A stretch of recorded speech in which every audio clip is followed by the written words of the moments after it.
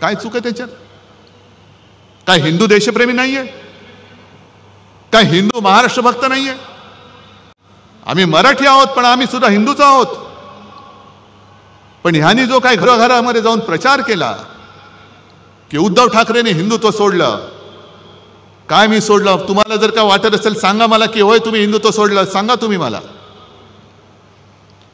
उलटा अनिल देसाईंना विचारा, अनिल देसाईंच्या सभेमध्ये ती चिता कॅम्पमध्ये सभा घेतली होती, अशीच गर्दी उसळली होती, चौफेर गर्दी होती.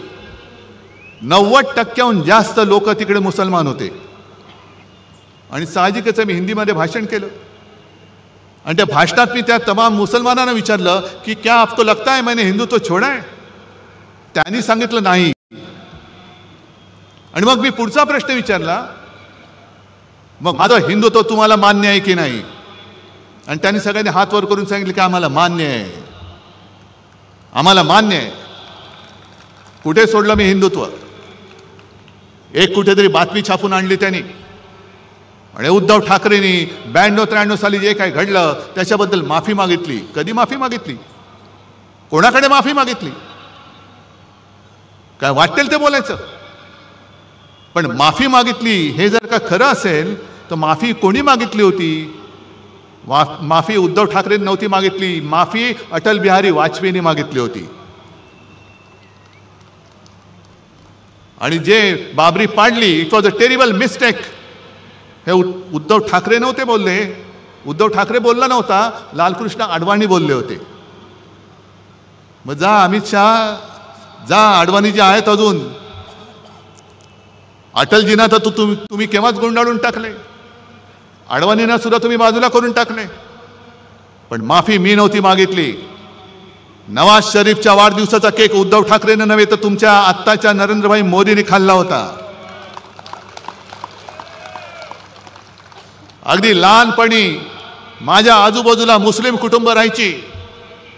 ईदच्या दिवशी त्यांच्या घरनं मला जेवण यायचं आणि त्यांच्या ताजियाखालनं मी जायचो. हे उद्धव ठाकरे नव्हता म्हणाला, हे नरेंद्र मोदी बोलले होते. किती काढू? माझ्या फोनमध्ये 100च्या वरती फोटो आहेत. सगळे जण टोप्या घालून बसलेत. मोहन भागवत मशिदीमध्ये गेले होते, उद्धव ठाकरे गेलेले नाहीत. आणि दगाबाजीचा तुम्ही जो काही उल्लेख केलात, हिंदुत्व तुम्ही आम्हाला शिकवताय. उद्या 26 जानेवारी आहे, प्रजासत्ताक दिन. आपल्या देशाचा तिरंगा आहे, त्या तिरंग्यामध्ये सुद्धा हिरवा आहे. जो तिरंगा तुम्ही अनेक वर्ष स्वातंत्र्यानंतर सुद्धा तुमच्या कार्यालयावरती लावत नव्हतात. आणि तुम्ही जर का आम्हाला हिंदुत्व शिकवत असाल तर आमचा झेंडा हा छत्रपती शिवरायांचा भगवा आहे, ज्याला डाग लावण्याचा तुम्ही प्रयत्न केलात. आम्ही तर देशप्रेमी मुसलमानांना आमचे मानतोच म्हणून तर ते आमच्या सोबत आलेत. पण देशप्रेमी मुसलमानांनी तुमच्या विरोधात आमचं हिंदुत्व मान्य करून आम्हाला मतदान केलं म्हणून तुमच्या पोटात एवढा जर का पोटशूळ असेल आणि तुम्हाला जर का इस्लामचा आणि सर्व देशप्रेमी मुसलमानांचा सुद्धा द्वेष असेल तर अमित शहाला मी जाहीर आव्हान देतोय, तुम्ही तुमच्या भाजपच्या झेंड्यामधला हिरवा काढून दाखवा. दाखवा, तो काढा, पहिला हिरवा काढा आणि मग आम्हाला हिंदुत्व शिकवा. आम्हाला हिंदुत्व शिकवायचं. अरे पहिली पोट निवडणूक काय पार्लेची लढली होती 1987 साली. ही पहिली पोट निवडणूक जी मी मानतो की देशातल्या सर्व देशातल्या निवडणुकीच्या इतिहासात हिंदुत्वावरती लढलेले नव्हे तर हिंदुत्वावरती जिंकलेली निवडणूक होती. आणि तेव्हा शिवसेना प्रमुखांनी दाखवून दिलं की हिंदू सुद्धा मतदान करून निवडणूक जिंकून देऊ शकतात. मग काढा इतिहास. शिवसेनेसोबत कोण होतं आणि शिवसेनेच्या विरोधात कोण होतं?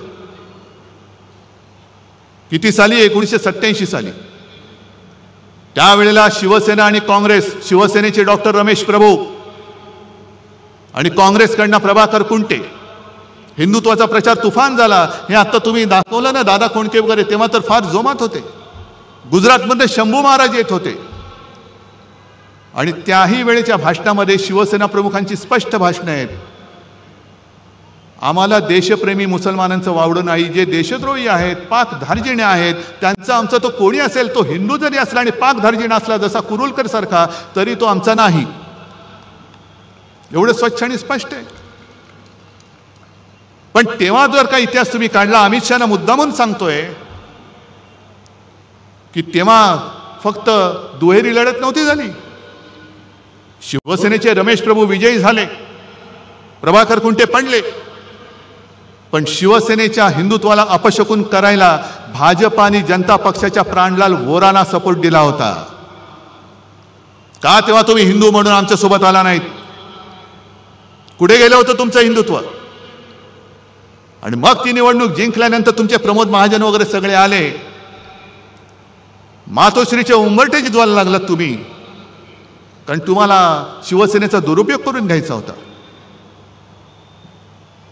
हे भाजप काय, RSS काय, हे सगळे असेच आहेत. करणार काही नाही, काड्या लावायच्या, आगी पेटवायच्या, दंगल उसळली की पळून जायचं. बाबरी बाबरी बाबरी म्हणून सगळं माहोल पेटवलं.